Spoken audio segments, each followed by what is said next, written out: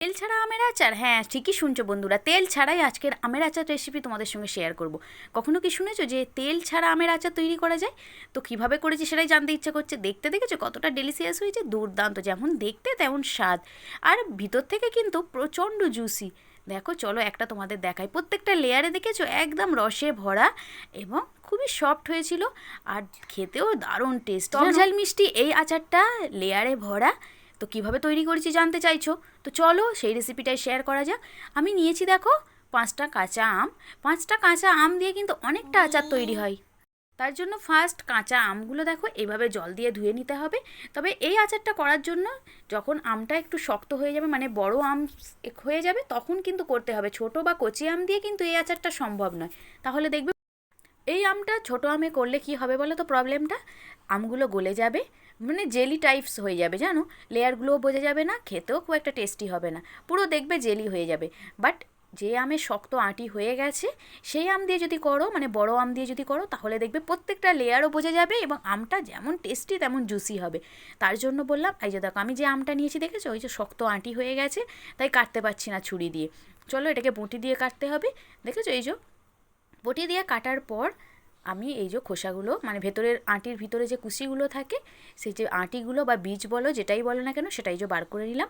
এটাকে কিন্তু আমরা ফেলে দেবো না, এটা দিয়েও একটা দারুণ রেসিপি তোমাদের সঙ্গে শেয়ার করবো, যেটা তোমরা কোনো দিনও শোনোনি।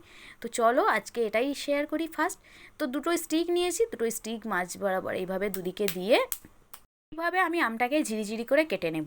পুরো নিচে ধারালো ছুরি দিয়ে কাটার সময় নিচ পর্যন্ত কেটে না যায় যেন, এইভাবে করবে। পারলে তোমরা যে আটি শক্ত হয়ে গেলে এমনিও করতে পারো নর্মালি, বাট দুটো স্টিক দিয়ে এইভাবে যদি করো দেখবে সুন্দর করে কাটিংটা হবে, তাতে দেখতেও বেশি সুন্দর হবে। আর যতটা সম্ভব সরু সরু করে কাটবে, তাতে দেখবে আচারটা আরও টেস্টি হয়, মানে ভিতর পর্যন্ত রসটা যাবে এবং রসালো হবে, জুসি হবে, টেস্টি হবে। তো দেখো এই যে আমটা দেখেছো অলমোস্ট রেডি হয়ে গেছে। চলো আরও একটা মানে স্টিক ছাড়া কেটে দেখিয়ে দিই, মানে যেহেতু আটিটা শক্ত হয়ে গেছে, দেখো সামনের দিকটা এখনও নরম, তার জন্য কেটে গেল দেখলে। এরপর চলো নিচের অংশগুলো কীভাবে আটির সঙ্গে থেকে যাচ্ছে, খুব হালকা করে করতে হবে, জোরে প্রেশার দিয়ে করলে দেখবে আটি থেকে আমটা কেটে বাদ হয়ে যাবে। তার জন্য আমি স্টিক দিয়ে করছিলাম, বাট আরও একটা এমনি তোমাদের দেখিয়ে দিলাম। তো দেখেছো কতটা সুন্দরভাবে আমার প্রত্যেকটা লেয়ার কাটা হয়ে গেছে, লেয়ারগুলো একদম পরিষ্কার বোঝা যাচ্ছে, দেখতে পাচ্ছ। এরপর চলো নুন জলে যখন ভিজিয়ে রাখবো তখন দেখবে আরও সুন্দর হয়ে যাবে। এই যে দেখো, তো কীভাবে করছি পুরো রেসিপিটা কিন্তু অবশ্যই তোমাদের দেখতে হবে এবং সাথে থাকতে হবে, নইলে কিন্তু তোমরা জানতেই পারবে না কীভাবে আমি এটা বানালাম। তো দেখো প্রত্যেকটা আমের দেখেছো লেয়ারগুলো পরিষ্কার বোঝা যাচ্ছে না, দেখেছো, দেখো জাস্ট দেখো প্রত্যেকটা লেয়ার কিন্তু একদম পরিষ্কার। রান্নার পরেও দেখবে এই লেয়ারগুলো পরিষ্কার দেখা যাবে। তো চলো এরপর আমি সবগুলো জল দিয়ে খুব ভালো করে ধুয়ে নিয়েছি, ধুয়ে নিয়ে প্লেট আউট করে নিচ্ছি।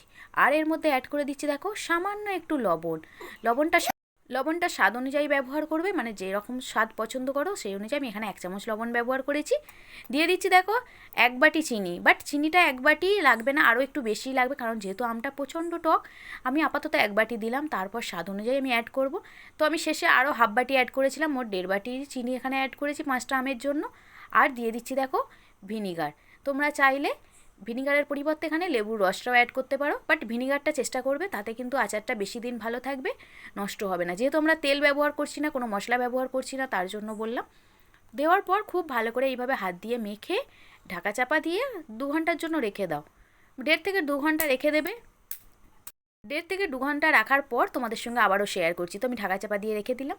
ততক্ষণ চলো আচারটা তৈরির জন্য যে প্রধান ইনগ্রিডিয়েন্টস, মানে প্রধান যে মশলাটা আমরা আচার দিয়ে ব্যবহার করব, সেটাই তোমাদের সঙ্গে শেয়ার করে দিই। কী কী নিয়েছি, এই মশলাটা কিন্তু আমি আগেও একটা রেসিপি শেয়ার করেছি, চাইলে তোমরা সেখান থেকেও দেখে নিতে পারো, নইলে আরও একবার আচারের মধ্যে দেখিয়ে দিচ্ছি। নিয়েছি দেখো 1 চামচ পুরো ভর্তি করে জোয়ান, মানে আজওয়াইন। নিয়েছি মৌরি হাফ চামচ, সাদা সর্ষে কালো সর্ষে সব হাফ চামচ করে, গোলমরিচ 10 থেকে 12টা। নিয়েছি দেখো সাহা জিরে বা জিরে যেটা থাকবে বাড়ির কাছে সেটাই নেবে। নিয়েছি 2টো শুকনো লঙ্কা, একটা দারুচিনি, একটা লবঙ্গ, একটা এলাচ।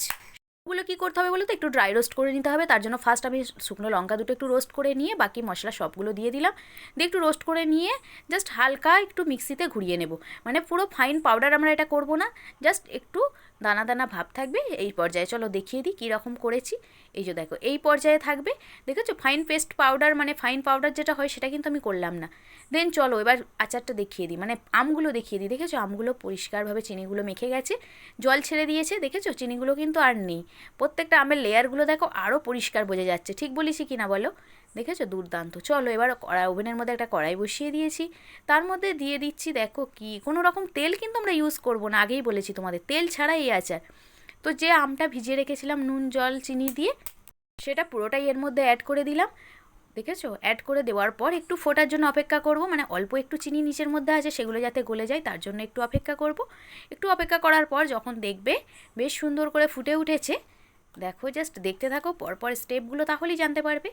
একটু কালার আসার জন্য দিয়ে দেবো সামান্য একটু হলুদ গুঁড়ো, খুব সামান্য জানো, মানে 1 চিমটি মতো। আর দিয়ে দেবো অল্প একটু লঙ্কার গুঁড়ো, মানে সেটাও 1 চিমটি দিয়ে আবারও খুব ভালো করে নাড়াচাড়া করব।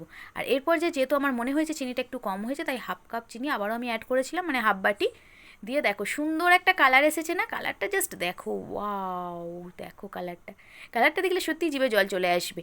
তেল ছাড়াও যে এত সুন্দর আচার হয়, তোমরা যদি না ট্রাই করো তাহলে কিন্তু মিস করবে। তো চলো এরপর আমি যে মশলাটা সুন্দর করে তৈরি করে রেখেছিলাম আগে থেকে, সেই প্রিপেয়ার করা মশলাটা এর মধ্যে দিয়ে দিচ্ছি উপর থেকে, দেখেছো উপর থেকে একটু ছড়িয়ে দিলাম এইভাবে, দিয়ে একটু নাড়াচাড়া করব, করে আবারও আমি অল্প একটু অ্যাড করব, এবং শেষে নামানোর আগেও প্লেট আউট করব যখন, তখন একটু অ্যাড করব, অল্প অল্প করে দিতে থাকবো, একবারে পুরো মশলাটা আমি কিন্তু অ্যাড করব না, তাতে দেখতে কালারফুল হবে না, খেতে হয়তো টেস্টি হবে, সেম স্বাদ পাবে তোমরা, মানে সেই স্বাদ বলতে পারো, বাট খেতে টেস্টি হলেও দেখতে কিন্তু জাস্ট ডেলিশিয়াস হবে না, তার জন্য বললাম। তো দেন দেখো অল্প অল্প করে অ্যাড করে একটু নাড়াচাড়া করব হালকা করে, যেহেতু আমটা সিদ্ধ হয়ে গেছে খুব ভালোভাবে, তাই বেশি নাড়াচাড়া করাও এই পর্যায়ে যাবে না। এরপর চলো ঠান্ডা করে নিয়ে প্লেট আউট করে দেখাই। জাস্ট দেখো কড়ার মধ্যে দেখেছো কতটা সুন্দর হয়েছে দেখতে, কেউ বলবে এটা তেল ছাড়া, তোমরাই বিচার করো তো। দেন চলো এবার প্লেট আউট করি সুন্দর করে, যাতে তোমরা দেখে বুঝতে পারো কতটা সুন্দর হয়েছে লুকটা। দেখো জাস্ট দেখো একটা একটা করে আমি প্লেট আউট করে নিচ্ছি, দেখেছো প্রত্যেকটা আম দেখেই জিভে জল আসছে, তাই না বলো? জল তো আসবেই, মানে আচার ভালোবাসে না এমন মানুষ হয়তো কমই আছে। তো সেই আচার যদি টক ঝাল মিষ্টি একসঙ্গে হয়, তাতে কিন্তু স্বাদ আরও ভালো লাগে। তো দেখো প্রত্যেকটা আমের লেয়ার দেখেছো একদম পরিষ্কার বোঝা যাচ্ছে, দেখো জাস্ট দেখো। এই জন্যই বলেছিলাম ছোটো আম দিয়ে যদি করো, মানে কচি আম দিয়ে করলে এই লেয়ারগুলো কিন্তু একদমই বুঝতে পারবে না। দেখো লেয়ারগুলো দেখিয়ে দিই, আর কতটা জুসি হয়েছে তোমরা আশা করি বুঝতে পারছো। দেখেছো দেখতে কতটা সুন্দর হয়েছে, দেখতে যেমন কিউট, খেতেও কিন্তু দুর্দান্ত, জাস্ট ওয়াও বলা চলে। আর কোনো রকম রস থাকছে না, মানে বেশ আমের মধ্যে মাখা মাখা একটা ভাব আছে। আর এই যে দেখো লেয়ারগুলো একটু কাছ থেকে দেখিয়ে দিই, দেখো জাস্ট দেখো, দেখেছো প্রত্যেকটা লেয়ারে কিন্তু জুসি একদম, টেস্টি অ্যান্ড ইয়াম্মি, সবগুলো একসঙ্গে পাবে, মানে অল ইন ওয়ান বলতে পারো। দেখেছো কেমন সফটও হয়েছে, মানে বাড়িতে বয়স্করা থাকলেও তারাও কিন্তু বেশ তৃপ্তি করে খাবে এটা। দেখো জাস্ট দেখো দুর্দান্ত হয়েছে জানো। তো বন্ধুরা চটজলদি তোমরাও ট্রাই করো, ট্রাই করে যদি তোমাদের ভালো লাগে অবশ্যই কিন্তু আমাকে কমেন্ট করবে, কমেন্ট করতে কিন্তু ভুলো না।